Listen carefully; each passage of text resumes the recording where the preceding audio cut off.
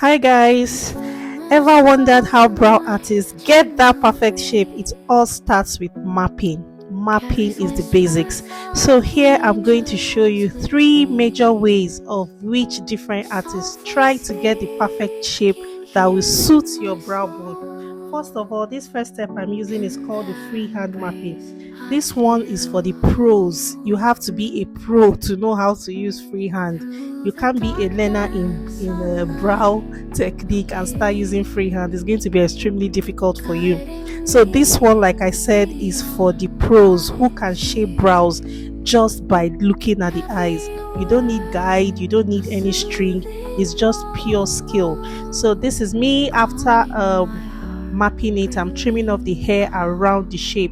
Remember that we don't trim off all the hair when we want to do your brows. We just get the shape and trim the hairs around it. Once we have trimmed it, this is what it looks like. This is what freehand mapping looks like. The second one is the string, the mapping string.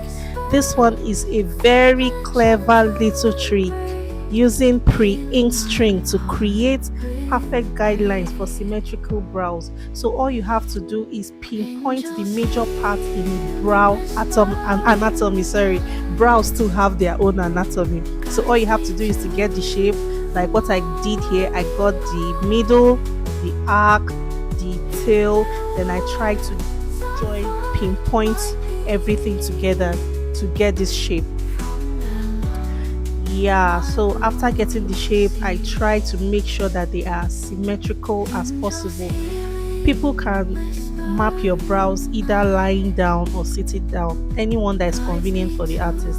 But my model here is lying down, so I'm able to get it and look at it precisely.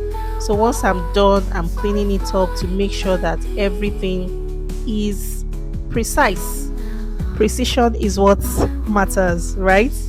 So once you get it, you make sure that it's as symmetrical as possible. It's very difficult to get 100% symmetry, but we try to make it as symmetrical as possible. So now that I'm done, I'm cleaning it to make sure that everything is neat. And I love using the white marker because, when I'm already doing the procedure, the white marker is like a guide. But some people use black or different colors, but I prefer the white because the white gives me intense clarity of getting the brow shape. I was able to compress this in minutes, but usually it takes a lot of time. I always tell my students, take as much as you want to get the right mapping because this is the basics. If you're unable to get this basics, trust me, the outcome of your brow is going to be absolutely terrible. This is the final outcome of using the mapping string. You can see the first one we used was freehand, the second one we used was mapping string. You can see the shapes are alike. Okay, so the third one we are going to do now is what is called the mapping ruler. This is what the mapping ruler looks like for those that love precision. These are people that use the mapping ruler. I personally don't use this mapping ruler, but I can use it if I want to. So mapping ruler, you can check the measurements in both eyes. Once you've gotten the key points of the measurement, then you start joining them together.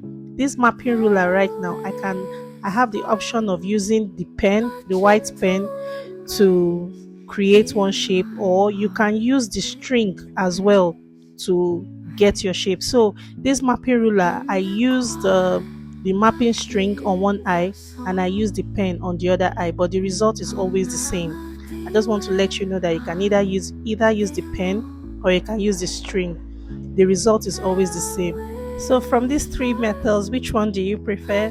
Leave it in the comments and let me know what you think. Bye.